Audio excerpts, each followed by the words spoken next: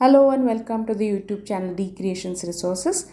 We are looking at different aspects of spectroscopy these days, and let's today talk about the role of an interferometer in Fourier transform infrared spectroscopy. So it's specifically Michelson interferometer. Now to begin with, let me give you an analogy. So imagine that you have multiple speakers which are playing different songs with different frequencies simultaneously. Okay. So the situation is there's a room which has multiple speakers. Each speaker is playing some song, and it so happens that the frequency of the song on each speaker is different from the other. Alright. And everything is being played simultaneously. Now if you place a microphone in front of these speakers, it is going to pick up a combined sound wave. So simultaneously it is going to pick up a sound wave which is going to contain all the different songs of different frequencies coming out from every speaker.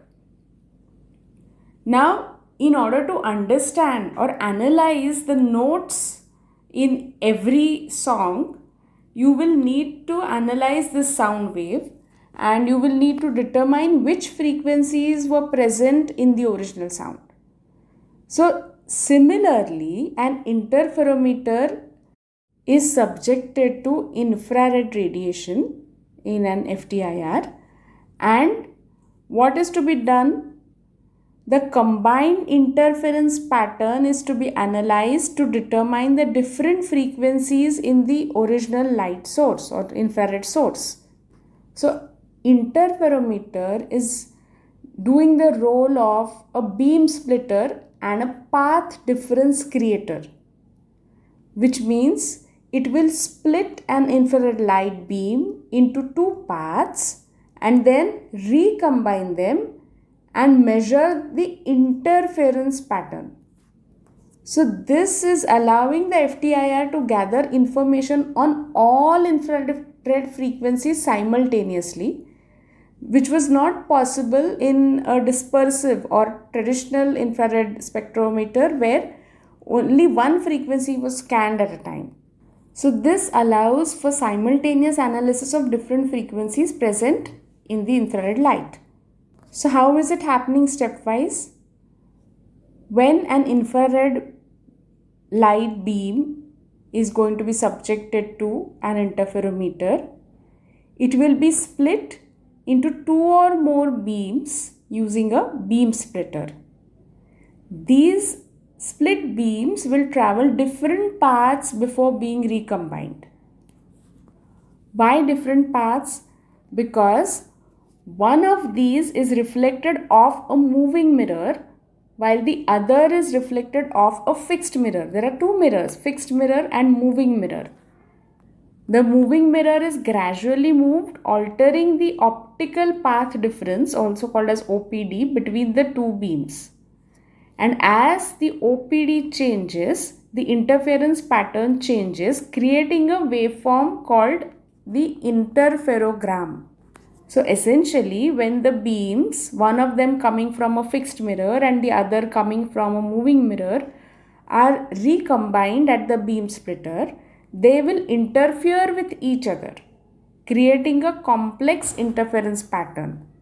And the interferogram is a plot of a signal strength versus the optical path difference mentioned earlier. So it will contain information about all the frequencies or here wave numbers, because in the plot of IR spectroscopy you see that it is on x-axis you have wave numbers present in the original infrared light. So interferometer is creating this complex signal using the phenomena of interference.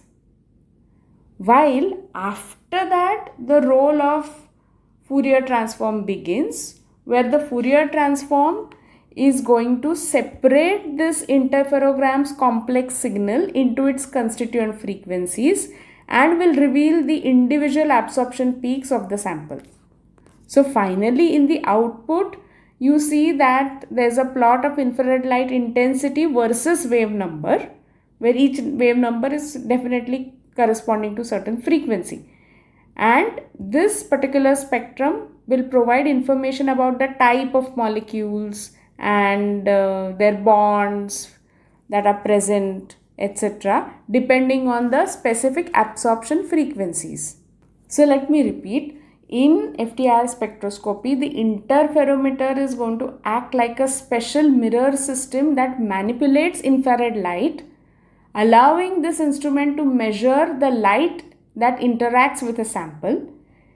It splits an infrared beam into two paths, which are then recombined, creating an interference pattern that's analyzed to create the spectrum. So the interferometer, which usually is Michelson interferometer, will use a beam splitter to divide an infrared light beam into two paths. One path will travel to a fixed mirror and the other to a moving mirror. So this is splitting and recombining. Then when the two beams are recombined after reflecting off the respective mirrors, they interfere with each other. The interference pattern is called an interferogram, and that contains information about the various frequencies of infrared light. And now the interferogram is processed using a Fourier transform. As we know, it's a mathematical tool that separates the interference pattern into its individual frequencies. And that will result in the infrared spectrum which you see, where you can see that how much of infrared light was absorbed by the sample at each frequency. So the interferometer is going to allow the Fourier transform infrared spectrometer to measure the absorption of infrared light by a sample in a way which is much more sensitive, efficient, and faster than the traditional or the older dispersive infrared spectroscopy method. In a way, there's this encoding decoding process that is happening.